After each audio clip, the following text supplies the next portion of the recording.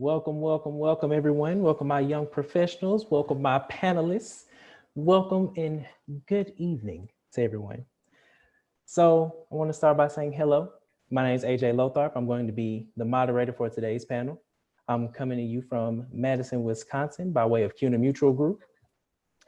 And we are thrilled, excited to bring together this extraordinary panel of young leaders to discuss how they were able to achieve these leadership positions, tremendous influence, and reach the ranks that they have within the credit union movement at such a young age. On our panel today, we have Mr. Wesley D. Williams, the VP of Information Technology at Valley Star Credit Union, Ms. Ashley Beach Reed, the Senior Manager of Lending Operations at Secu Credit Union of Maryland, Ms. Tracy Jackson, the Chief Financial Officer at Resource One Credit Union, Ms. Andrea Finley, CCUFC, CFEI, ABCDEFG, no, I'm just joking, and a Financial Wellness Coordinator, and Mr. Shelton Rolak, the Vice President of Communications at NASCUS. Welcome, everyone. So before I get started, I do want to say to everyone who's tuning in for this young professional session, number one, thank you for coming. Thank you for investing in yourself. If there's anyone that you feel could benefit from this, feel free to share the link to the live YouTube streaming that's going on right now. If you don't know how to find it, then you can just go to YouTube, type AACUC 2020, and I bet your bottom dollar it'll pop up. But also, join AACUC. It's great. We just gave away $50, some AirPods, an Amazon Echo Show all today. And it's only day 2. So guess what? It gets better. There's also a hat competition. So if you have any hats, you want to show off your personality, express yourself a little bit, you can also submit for the hat competition. That's on Saturday when the judging will go down. So, we get your lighting together, find your angles, get your hat, and make your submission, participate. It's great. So let's get things started. Oh, one more thing. At AACUC, we're family.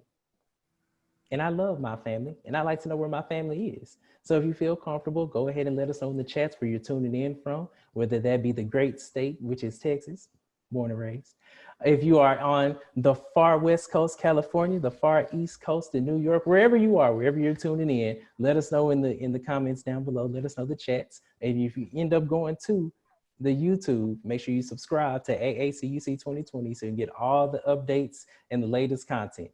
There's hashtags. I know y'all are on Twitter, Instagram, Facebook, whatever the case. Find them, use them.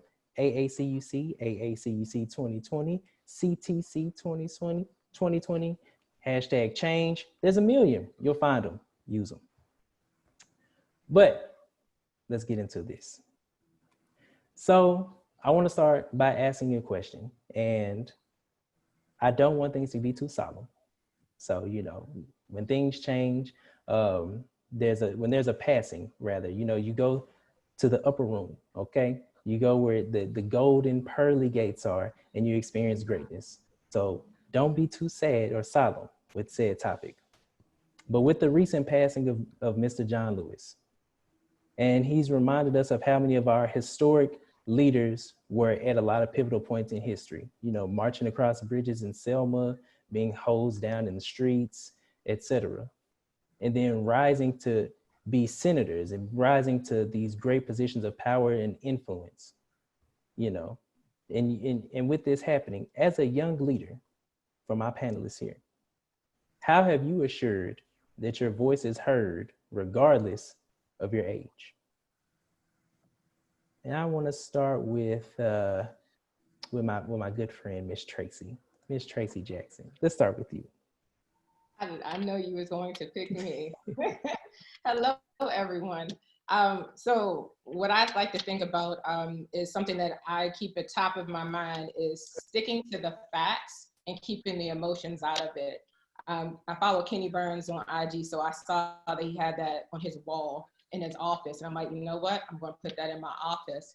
It's all too often that we come into meetings with people who are either older than us or maybe the same age of us, but Some of them are absolutely tied to that, the way it used to be.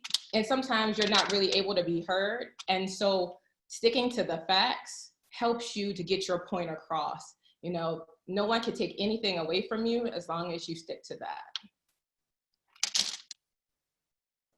I like that. I like that. Facts are definitely important. Mr. Wesley, how do you feel about the facts? How do you feel about this question? Yes. So first, before I begin, excuse me, I got to give a special shout out to Miss Courtney A over there, my 2016 Crash the GAC compadre. So shout out to Courtney at Filene, and I think there's a couple other crashers on the call. So shout out to any GAC crashers. Yeah. So as a young leader, how have I assured my voice has been heard? So I'll give you guys actually three different ways. One, I would say step up to the plate when you're called on, right? There's going to be a lot of opportunities where you have the ability to step up and do whatever it is, fill a role. And you may not even know exactly what it is, but as Tracy says, you can learn, find the facts out, and then step up and just be ready to go to bat.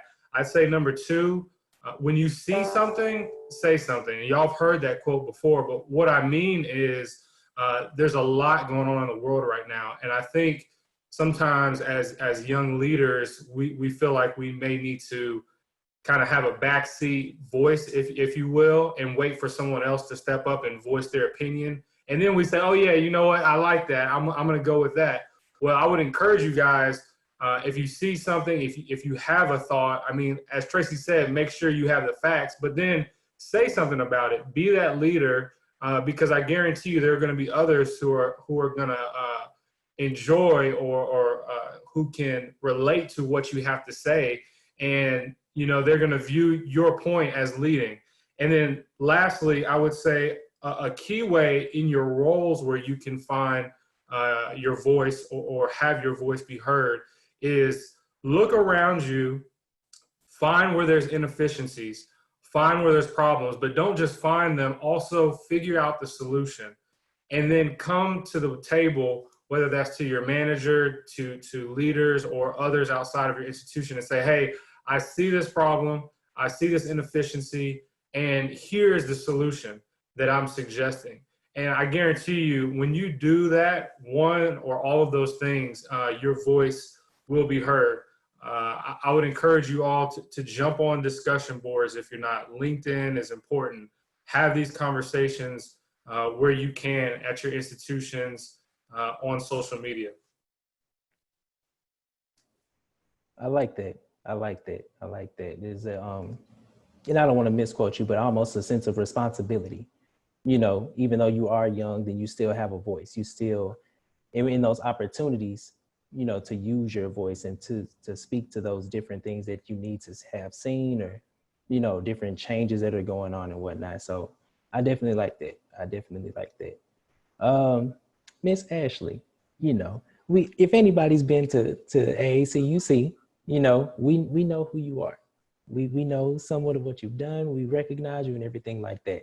So how would you say that, I would just, instead of how would you say, what would you say are some of the things that you've done to ensure that your voice has been heard at such a young age? So what I would say is, listen, a lot of times I know that I have been in a situation where I've been quick to speak. You know, born and raised in New York, you always have to have a comeback.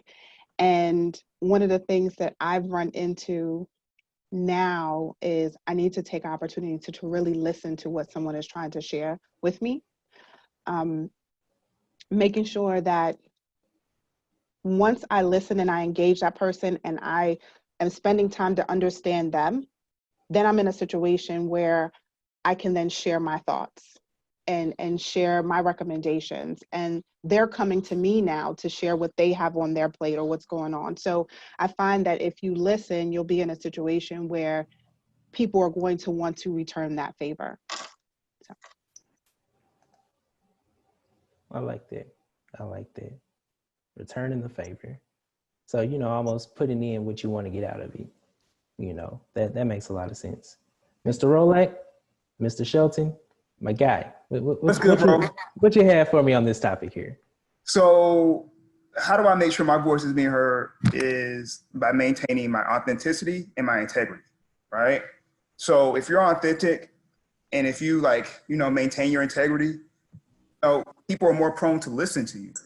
And when you have those detractors, like we often do, they're less prone to be listened to because you can stand on that authenticity and that integrity. So those are two things that I just, that I hold paramount that that have elevated me throughout my career. I like that. I like that. They say always bring your whole self to work, be true to who you are and all of that. So I say it's good as a young professional to hear, someone else say that. Because I know sometimes my personality can be a lot, So hearing someone say, be true to yourself, be authentic and be genuine, that there's actually some validity and some truth to that. I don't know how many other young professionals here may battle with bringing their whole selves to work, or if they just so happen to be a minority in a majority setting. I don't know. But I definitely, I'll say it resonates with me. So in a sense of, being connected and having a sense of community, how has being connected to the AACUC impacted your leadership journey? And Andrea, I'm going to start with you for this one. All right, thank you, AJ. So AACUC has been transformational for me. So I think I went to the conference last year and I actually met you and some other people that are here on the panel. And I've gotten so much out of it. The first thing I got out of it was mentorship. I found someone, was like, hey, I want you to be my mentor, just like that. And sure enough, she and I have been tight ever since. But it's also given me the opportunity to mentor others. And one thing that I can say about AACUC is I'm surrounded by people who see things in me and push me to be the best version of myself. And that in itself is contagious. And I see myself doing that with other people as well. And I think that has just been the biggest thing for me is being pushed, but in a good way. We need to surround ourselves with people like that. That's beautiful. They say that the cheat code to life is mentorship. The cheat code to winning in a professional setting is mentorship. And I'll say when it comes to having that, that go-get-it spirit of, I want you to be my mentor. I definitely can agree with you on that one. Ashley, how about you? How has being connected to the AACUC impacted your leadership journey? Well, I will say that one, the opportunity to really be engaged the way that I am in AACUC has been a blessing. I've met so many people. I mean, along with the mentorship, I've made some friends. I believe one is on the phone. I think I see Tish, one of the friends that I made. People think that we're related when we're together. So what I've gotten out of it is not only the representation that I saw, it opened my eyes to what was possible. I never really thought that I was in a situation where certain things, I never thought that something was unattainable. If I put my mind and my thought to it, it just made it real. Being with people that not only looked like me, so they had the representation, but supported that type of advancement within the credit union industry, just from a professional standpoint. So it has been something that has been transformative as well. And I have made some relationships that have just been so impactful in a very short period of time. That's a great response. That's great. Because I know my last and my first time attending the AACUC conference, I definitely made some connections in a short amount of time. So Ashley, Andrea, pretty much all the panelists and then some.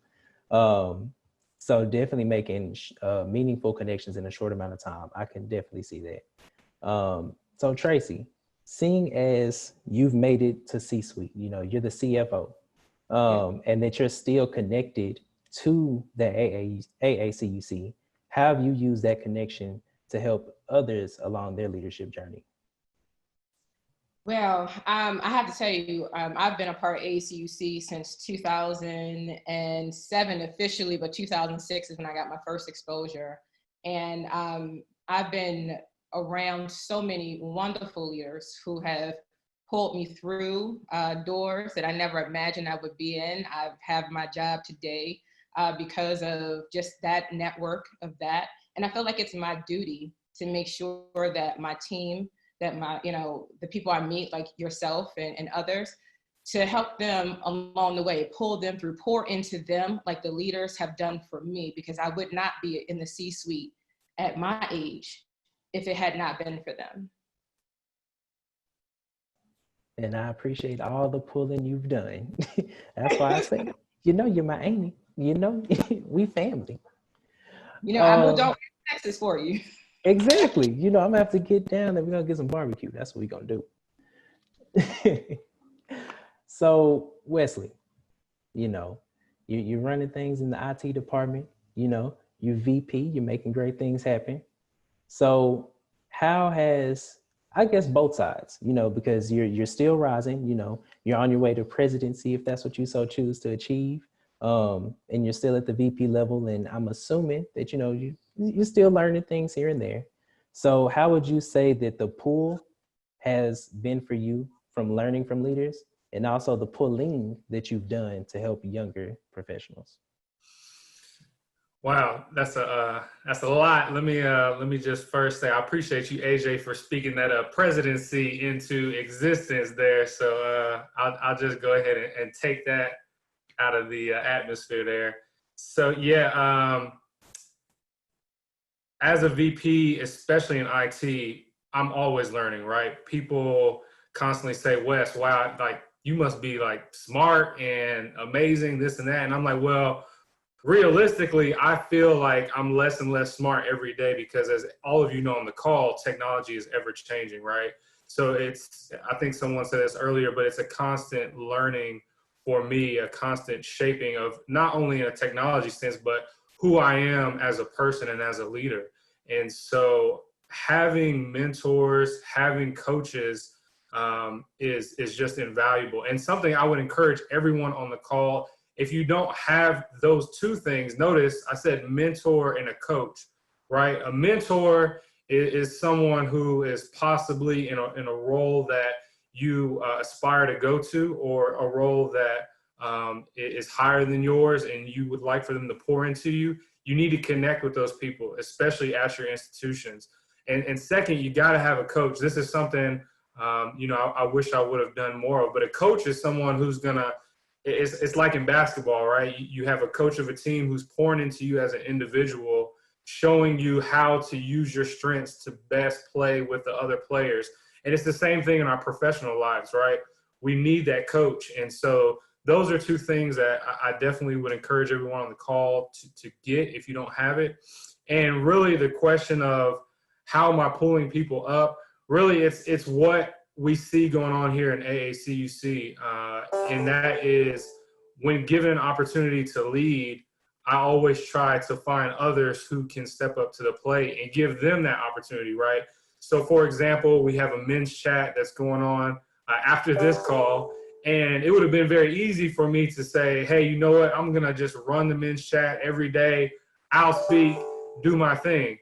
No, way you pull up and you give back. I stepped back and I called on some folks, some that I didn't even know, at various levels, and said, hey, would you be willing to step in and lead a men's chat session? And that gives them exposure to CEOs, to vice presidents, to all different kinds of people. And it really helps. And I think lastly, I'll just say that really try to highlight other people's strengths where you can. And so whenever there's an opportunity where I can say, hey, I know someone, I know a Tracy Jackson, or I know a Ashley Beach Reed, and they may have way more better answers or a better fit for whatever it is you got going on, I'm going to call on them and say, hey, I'd love to do what it is that you're asking me to do, but you know what? I've got someone even better.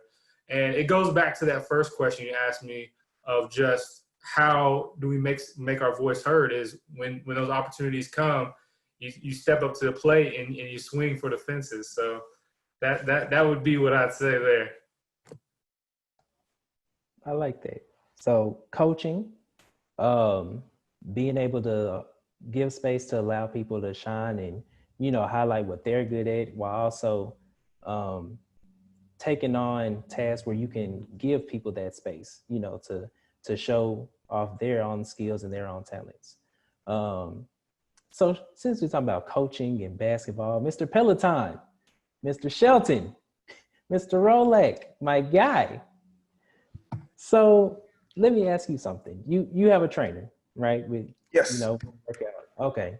So having a trainer, having a coach, is someone to pour into you, someone to coach you and mentor and guide you.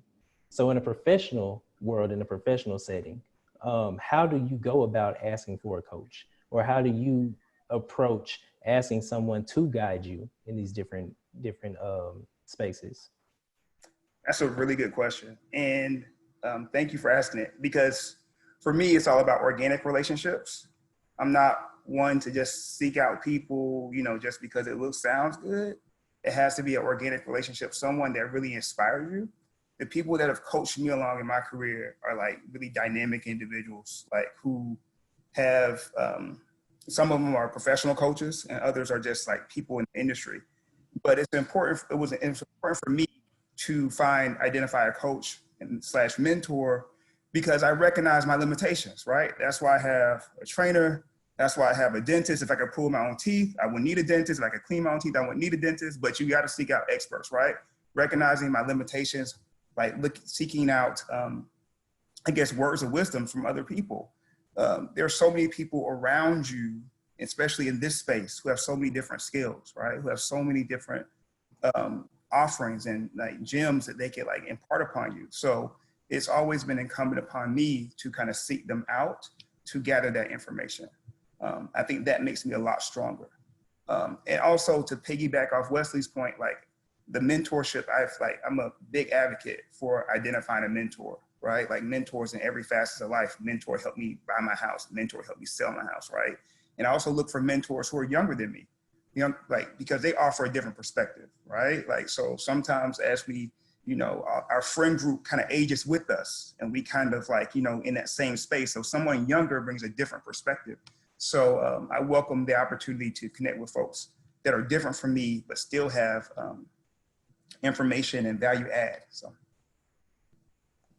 I like the organic piece about that. So I'll be definitely sending you an email or a text message. We're gonna work something out. There's organic mentorship and all of that for the people that's tuned in. So networking, right? Networking can be organic. It can be in a setting such as the AACUC. It can happen online. You never really know. So you always hear about building your network and how important it is to have a network and all of these different things. So Miss Tracy, Miss Jackson, how do you build your network? How do you go about networking the right way and versus if you're just collecting business cards all night? What's your approach to networking and how do you know that it's successful? I'm going to give a plug to Bert J. Hash Jr. Hopefully everyone's aware of who he is. My very first CEO, favorite CEO, put that plug out there too.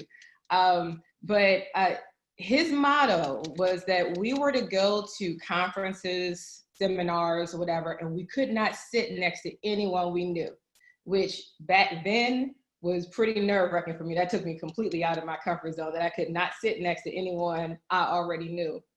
And I can tell you, I still do that to today. I will not sit with people I know. I will sit there. If I get to a room and I don't know you, by the time we're finished, I will know who you are.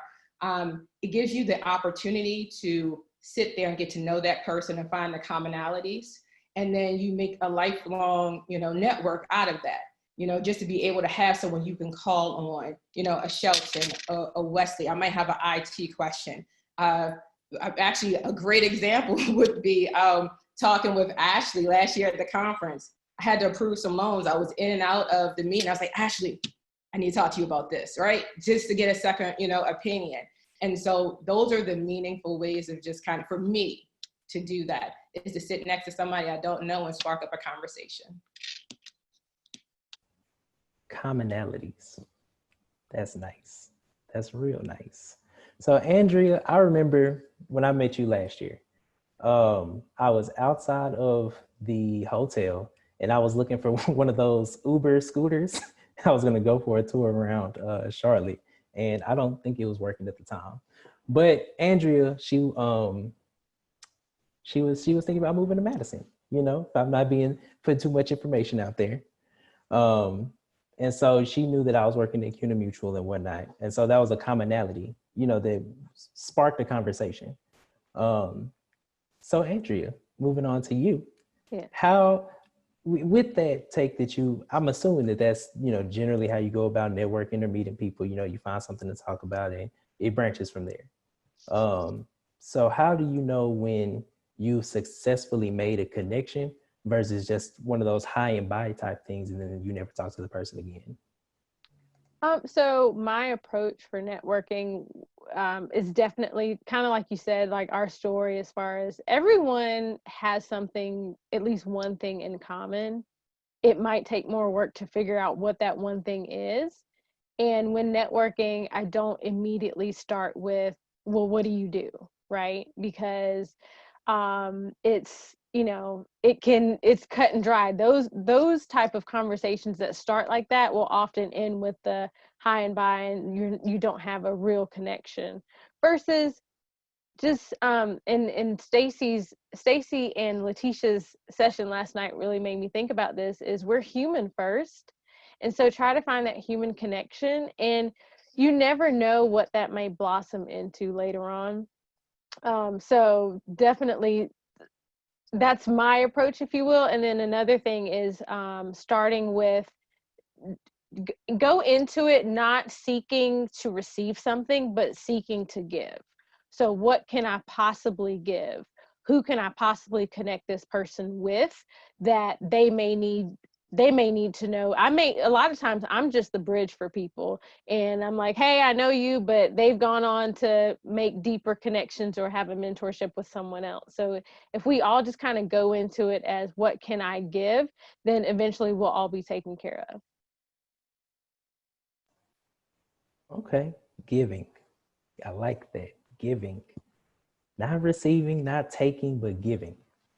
So Ashley, I have a question for you.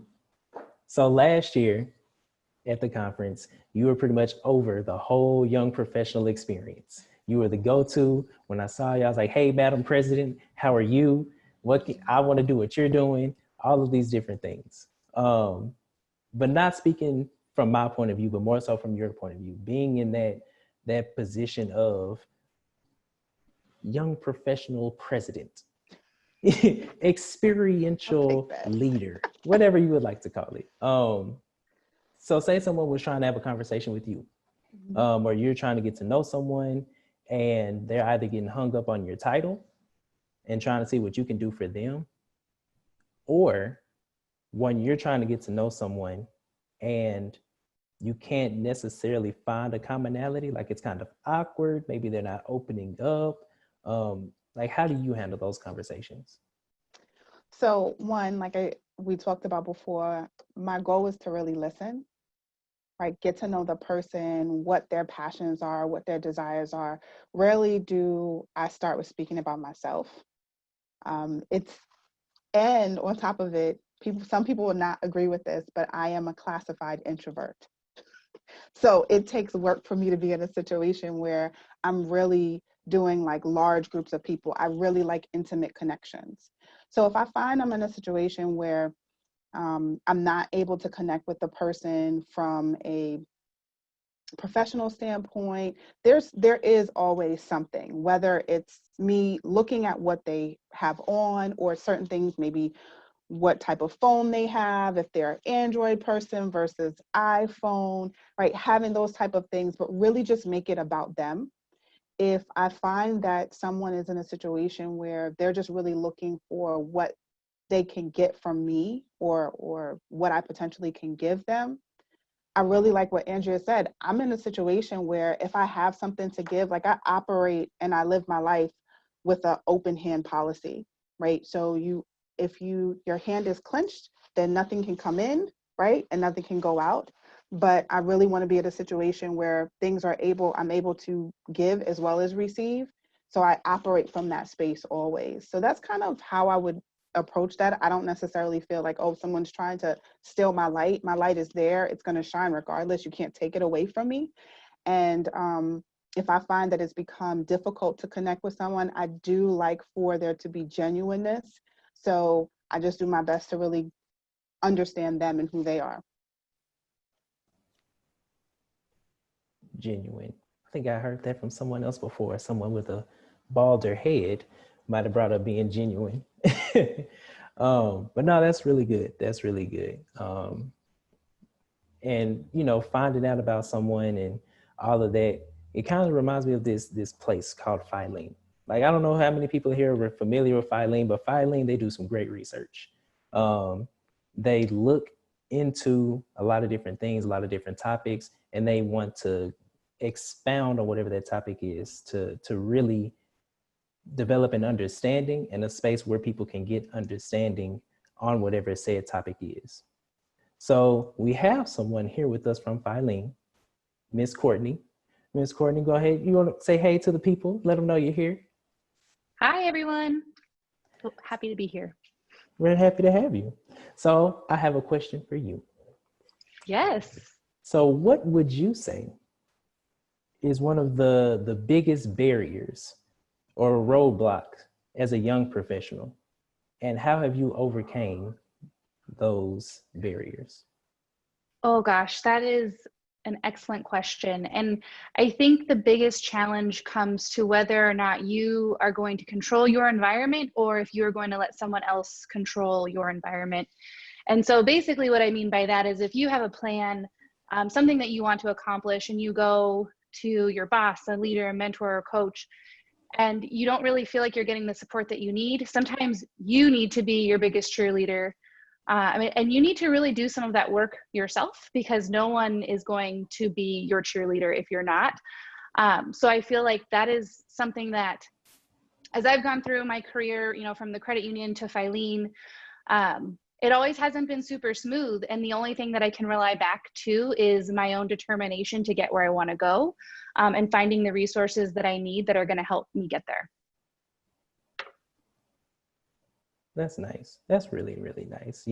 Being your own advocate, because, sometimes you like having people on your side. That's normal. Absolutely. Like having a team around you, having your buddies, it's normal wanting people around you to really, be on your side. And, you want to tell them like, hey, I did this and hey, I did that. And it feels nice to have a pat on the back, and that's not always going to happen. So I definitely agree that being your own advocate and patting yourself on the back is definitely beneficial, as to overcoming some of those things. So, Mr. Wesley, my IT guy, my VP brother, what would you say was one of your personal roadblocks as a young professional, and how did you overcome that? Well, I'm gonna have to give you three. So I've had several roadblocks over the course of time. One is just experience and training. I think everyone on the call as a young professional can probably relate to that, especially if you've applied to a job lately and they want 3 to 5, 5 to 10, 15 years of experience, so that's definitely been a roadblock there. Number two is victimization. All right, so what do I mean by that? I think as let me speak for myself, and maybe you guys can relate with me. As a young professional, I've found myself in this victim mode, like woe is me, because I wasn't given an opportunity for X, or I wasn't given this promotion, or I didn't get this job.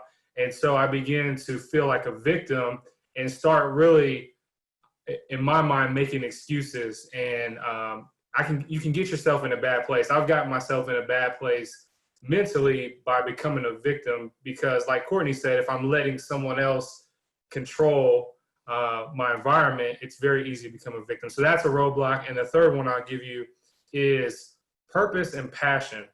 What I mean there is, it took me, I would say, into this role before I really figured out what my purpose and passion is. And I say that's a roadblock because as a young professional, if you don't know what that is, then it's very hard to figure out what moves to make as you go along your journey, right? If I'm passionate about IT, well, it may be very easy for me to then go find those mentors, find those coaches that we talked about to help pull me forward, right? But if I don't really know what lane I'm in or where I'm trying to go, then it's a roadblock, right? And you may wonder like, well, why can't I get this? Or why am I not able to transition here? And it may be because you just need to figure out what your purpose and passion is so then you can go full force into that. And like I said before, I can't give you the roadblocks without giving you how to move past them, right? It's the same thing as I talked about before, problem and solution. So how did I move past those? One, I would say that sometimes going back to what Courtney said, you got to create your own environment. And so if you talk about experience and training, ask your job. Don't be afraid to ask your boss and your job to go to conferences. I've written up numerous reports of just saying, here's where I want to go. This is what it's going to cost. And this is the benefit that it's going to give back to the organization. And sometimes I've had to create it for myself. I've had to pay for my own coaching or pay for my way to go to AACUC, for example. And you have to just be okay with that. I think too is knowing yourself. So when we talk about purpose and passion, to get over that roadblock, let me encourage everyone on the phone, if you haven't, everyone on the line, take a self-assessment. There's plenty out there. You got to know yourself. You got to know your purpose and your passion. And trust me, that's going to help you get over a lot of roadblocks, because then you can go forward talking about who you are, you know what strengths you bring to the table, and you know how you're going to impact the organization every day. I gotta say, you got the comments jumping. Okay, the chat is booming right now. Let me tell AJ, if y'all haven't figured it out, I'm very passionate about young professionals, and I love this conversation, and I love having this dialogue. So forgive me, but I have to put it out there. Hey, no, nothing to forgive you for. Okay, if anything, it's appreciated. Okay, so Tracy, I have a short question followed by a longer question. Short question is, are you following your purpose and passion? Are you in your purpose and passion? Yes, is the short answer. I have to say, I've been in the industry for 15 years, and I remember my first and only CFO, Adrian Johnson, chairman right now, currently of AACUC. I worked for him for about 10 years. And I remember my first year working with him, we would go out and we would do education, financial literacy for the high schools in Baltimore.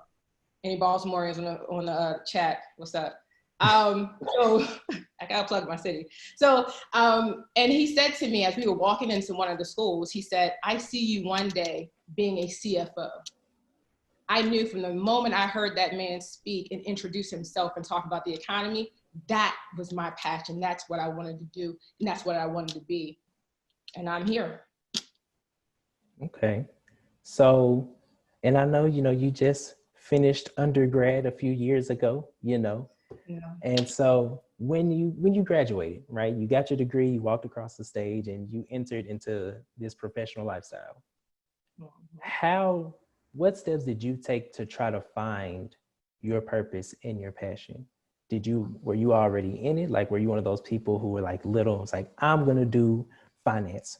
That's my thing. And then you went to school for finance and you graduated and now you're a CFO? Or did it take some time to figure it out? What did that journey look like for you? My journey was definitely guided and blessed by God for sure, because 2005, I graduated from undergrad, and I said I didn't want to do any more school. I just wanted the government job, but I needed an internship. And so I ended up at MECU under the leadership of Bert Hash and some other great leaders at MECU. And being there really helped spar that, because I was in operations. Had to tell you, my first 12 months at MICU, I realized that credit unions weren't for me. And then when I got to my next 12 months, I absolutely fell in love with the idea of what we do at credit unions, what we do for our community. And so from there, I went from operations to e-commerce, from e-commerce to finance, and lived there for the next 10 years. And so being a part of the different meetings, that I was the youngest person in the meetings, with my board being there, or with, just the CEO, the COO, and having that experience fed more into me that this is the direction I needed to be in. Okay. I like that. So, it was feeding into you. There was a lot of development opportunities, space for you to find out what you did and didn't like, what wasn't for you. So, it's a true journey. Not one of those just like, oh yeah, I woke up, they offered it, made it happen, done. So I can resonate with that. So Ashley, I have a question for you. Seeing as you were the former president of the Young Professional Experience at last year's conference, when you hear the phrase lift as you climb, that whole pulling and pushing thing that we were talking about earlier, and when you look at that phrase and you examine your own success, what would you say were some of those important moments? Like, can you give an example of a true time where you really felt like as you were climbing that someone was pulling you and you were also lifting someone as you were making that journey? Yeah, it actually happened recently, because as much as I operate from that place, I never really pay attention to me doing that. And we've had a lot of changes at our organization, and some movement that we've had. And I had one of my team members, even in this pandemic, say, hey, when things get a little bit better, can we go to lunch? And I'm like, okay, sure, no problem. And we're sitting down and we're at lunch, safely apart from each other. And she's just like, I just want to tell you thank you. And I was thrown off, like, what are you talking about? And she brought up that as these changes had been happening, it was only because of me pulling her into certain things and giving certain experiences and dropping her name on multiple occasions did she move into the role that she moved into. It wasn't intentional. It was just kind of, she said this is what she wanted to do. And so I did what I could on my end. And it hit me that a lot of times I was measuring my success on the accomplishments that I made. And she's just like, I want you to know and take into consideration that there are people that are in the roles that they're in or accomplishing what they've accomplished because you speaking life into something that they maybe didn't even think was an opportunity for them. And that was probably like my last kind of recollection of being in a situation where I was unintentionally pulling someone else. Like, I truly believe when you walk, there's a reason why your hands swing, front to back, is because, at some point one hand is in the front, one hand is in the back. And so you should be walking like that, in the sense of bringing somebody along with you, as well as reaching for someone who is obviously had already gone before you. So. That's powerful. That's powerful. And if I'm not taking it too far, it sounds like you're somewhat saying walk with the purpose. Absolutely. In a way that you're bringing those with you, but you're also being able to take what others are giving you, being able to receive it, rather. I won't say take, receive. Yeah. So Shelton, Mr. Rolek, what would you say? Well, I won't ask what would you say.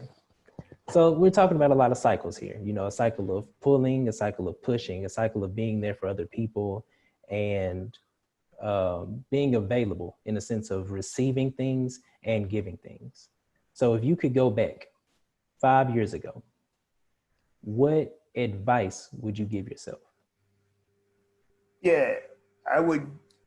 And 5 years ago, I think I need to preface this by describing where I was 5 years ago. I come to credit unions a little bit different. I come from credit unions on the policy side, and so I worked at a policy at a credit union trade group, working on public policy, doing lobbying.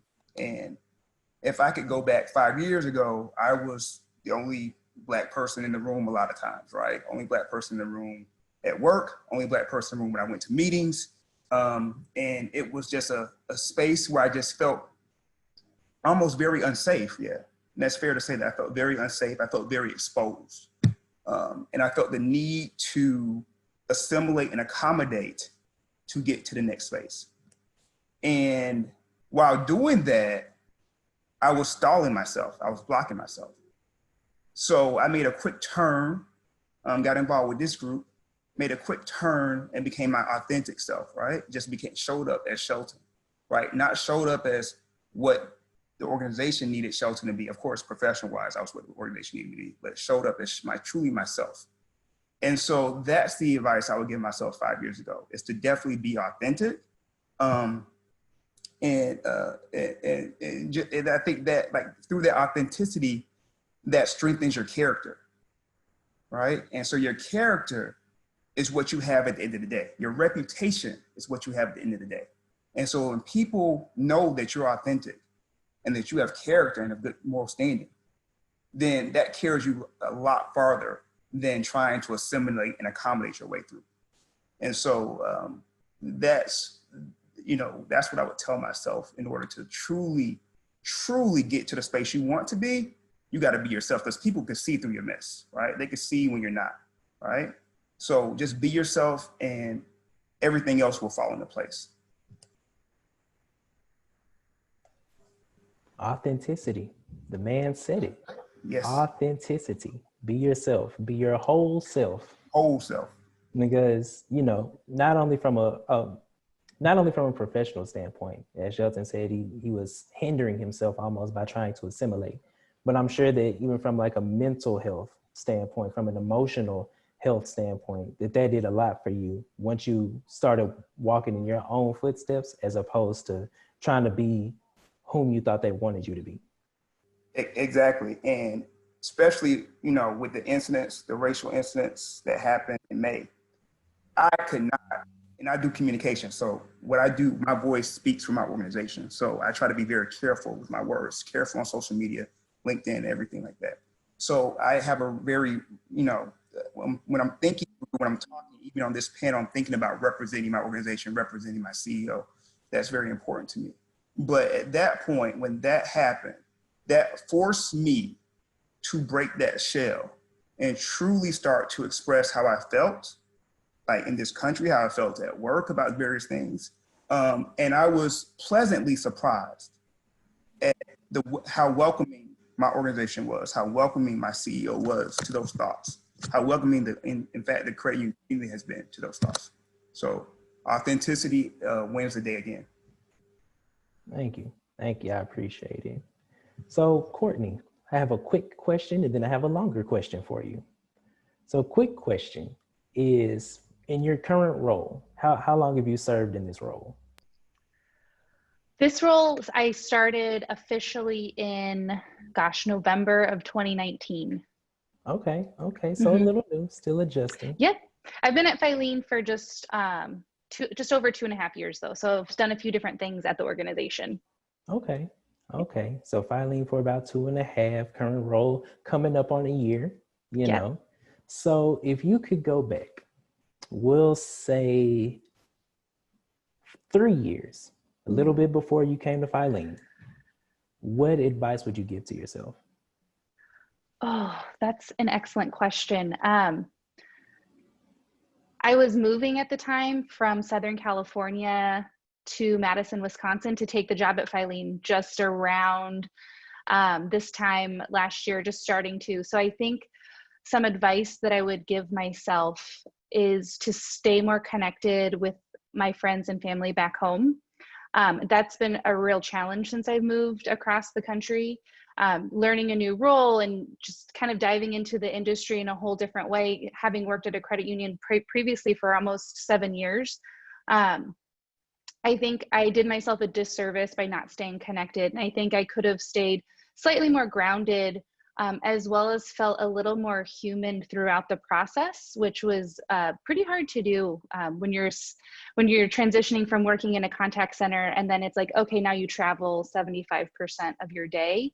I really lost a little bit of myself in that because I just was disconnected from so many people through that process. So kind of just the theme of yesterday's conversation with Letitia and with Stacy is making sure that you do stay connected in a way that's very meaningful and really powerful.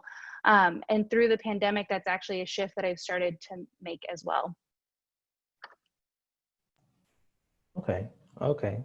So would it be fair to say that the advice that you'd give yourself is being very intentional about the connections that you make and how you nurture those? Would that be fair?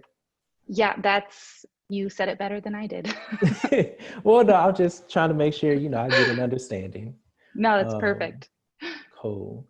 So with those connections, when you say that you want them intentional and you want to nurture them, has there ever been a time where you've made a connection and then you lost it, or it wasn't as strong as you thought it was, and then you made an effort to bring it back, to get that connection back and really solidify it? And if so, can you tell us about this time? So what I would say to that is a little column A, a little column B. There have been situations where I've reached out and tried to cultivate a relationship with a mentor, where we both sort of just let it fizzle out, and we recognize that a few years later, but neither one of us were really at the point in time where we still thought that that would be a great connection. What I would say with relation to just staying more deeply connected with friends and family is, one thing that I've started to do is, if I find I'm getting distracted from work, working from home has been interesting, and not traveling has been interesting.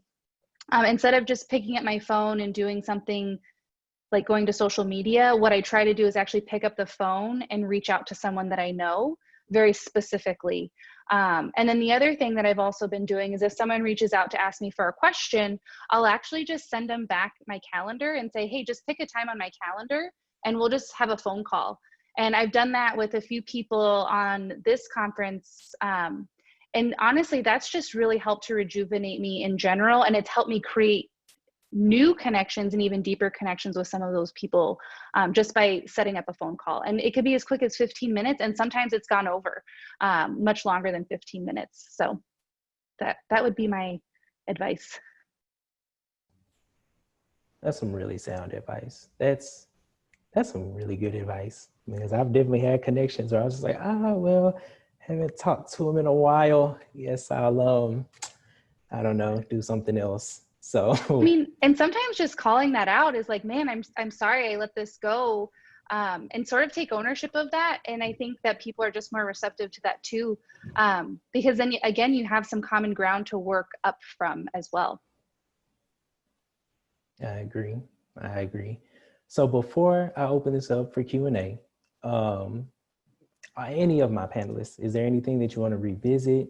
Any final words of wisdom? Any thoughts that you want to give out before we go into this Q&A? I just want to share one piece of advice that was actually given to me several years ago. It was probably more than 5 years ago.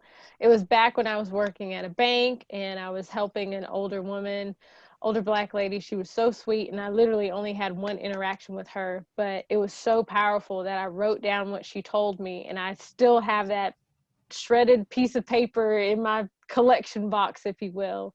But she looked at me, because I was just out of school, just started working. She said, you know what, young lady, always remember this: your personality will take you further than any dollar. And like, that just really resonated with me, because I'm like, well, what does she mean? What is she talking about? But as years go by, I would see it in practice, and I would see where, you know, someone would hit a ceiling or hit a wall, and it was because you got a bad attitude. Nobody wants to work with you, no matter how many degrees you have or how many accolades you have, right? But people are more willing to give grace and give that extended hand for opportunity when you do have, when you're your authentic self, like Sheldon was saying, right? When you have your moral compass, when there is no question about what you stand for and who you are, when people see you come in and they're like, oh yeah, that's AJ, I already know what he's about, right? That in itself will open the door to have the hands reach out to you, like Ashley was talking about, and just all of those different things. Or thinking back to Tracy's relationship with Adrian and him speaking that into her life, he had to have seen something. I'm sure if she had, why are we going to this school again? I don't want to do this, or whatever the case may be, that probably wouldn't have happened. So I just wanted to share that with everyone because it's really been impactful for my life. And, you know, you can tweak it how you want to, but it can be applied anyway. It's either your personality will take you than any dollar or any degree or whatever the case may be. But I just felt like I needed to share that with you guys. We definitely appreciate it. And once again, you know, you got the comments section jumping. The chat is on fire right now. So we definitely appreciate those words, Andrea. I was scrolling through the chat and I did see one question. I'm assuming, Wesley, that this one might be for you. Someone asked what personality assessment would you recommend that they take, or possibly for their team? So if you have any thoughts on that. Oh yeah, you know I got some thoughts. So if somebody wants to put this in the chat, so you can take a DISC assessment, DISC. The second one is there's a Myers-Briggs Strength Finders assessment I would recommend. And then the third one I recommend is getting that coach that me and Shelton talked about. That's the assessment, because like Shelton said, you pay for the coach and they're going to show you where your strengths are, your weaknesses, and they're going to help you to fine tune those things and help you to see things that you can. And the beauty about a coach is most of the times they'll take you through a self-assessment first and then unpack it with you. So it's like the best of both worlds. That's great. We appreciate it. Someone said Wesley for 2020. I second that motion. I don't know about the United States. If y'all talking about the United States, I think I'm a little late for that game, but I'll take the credit union president. If one of y'all got that, let me know. All right, so we have time for one more question. This one I'll direct towards Ashley. Someone asked, what is the future of credit unions and how can I position myself to be a leader in that space? The future of credit unions. I think the future of credit unions really is going to be a situation where they are reaching out past, I think when some people think about credit unions, they only think about one specific thing, whether it's savings or low rates. They're not always thinking about, like, this is where I can do everything that I need to do, learn everything that I need to learn about financial well-being. So to me, the way and direction that the credit union space is going is leading the charge on being financially healthy, as well as being an inclusive environment. Now, in regards to how they can build it, it's strategic in anything that you're doing in reference to creating a career that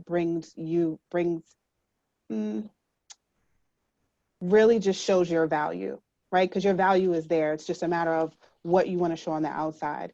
I think it really just depends on you finding that passion and purpose, right? And having grace with yourself while you figure that part out. And then connecting yourself with people who have already just a few steps ahead of you, right? That doesn't mean that you can't make a connection with a CEO, but let's look at somebody who really is just taking those next couple of steps. Talk to them. Talk about what mistakes that they've made, right? What really good advice they have. And then find someone a little bit further out. Well, thank you, Ashley. I appreciate it. And I'm sure everyone else that's tuned in today appreciate it. And all of you wonderful panelists, all of you have amazing perspectives. We all appreciate everything that you've poured into us. You're all inspirational, amazing. Shelton, don't think I forgot about you. We're gonna have a conversation. But yeah, so thank you everyone for tuning in. Don't forget that there are other AACUC events going on throughout the rest of the week. And with that, I'll leave you to it. Thanks for tuning in, everyone. So proud of you, AJ. Thanks, Bye. Ashley. Bye, everybody.